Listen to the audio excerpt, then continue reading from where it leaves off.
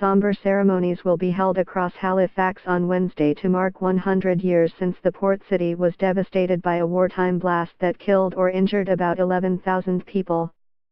The catastrophe, known as the Halifax explosion, remains the worst human-made disaster in Canadian history. Reflecting on the tragedy, York University professor Jack Rozdilsky says it's important to remember what happened that terrible day, even though it may seem like it was too long ago to learn any lessons. Read more, all the events available for Haligonians to commemorate the Halifax explosion. Accidents can happen and accidents will happen, despite our new technology and modifications of ways of doing things, says the professor, an expert in emergency and disaster planning. We still engage in activities that represent a danger to us. The explosion on December 6, 1917 caused by the collision of two ships in the harbor represents a cogent reminder that large-scale calamities are not restricted to faraway places. It provides for us an important reflection on risk, Rozdilsky says. Many safety-related changes were made after the Halifax explosion, including new rules for storage of hazardous materials and harbor navigation.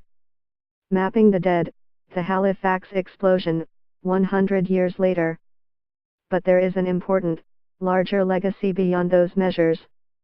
The disaster, which left hundreds of people blinded by flying glass, played a crucial role in the founding of the Canadian National Institute for the Blind.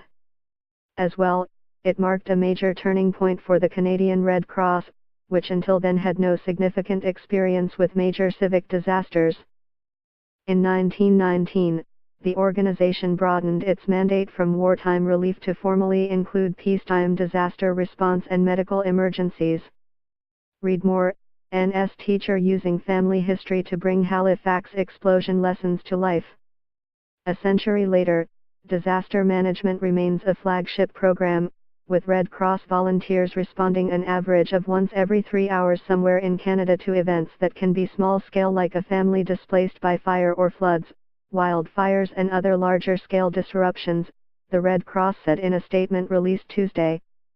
Rozdilsky says the disaster also prompted construction of Canada's first public housing project. The Hydra stone rose from the ashes of what remained of the devastated Richmond neighborhood in Halifax's North End. Spread over 10 city blocks, it features 324 sturdy dwellings made from a type of fireproof concrete. We see the Hydra Stone district now as being one of the more unique places in Halifax, a very pleasant place to live, he says.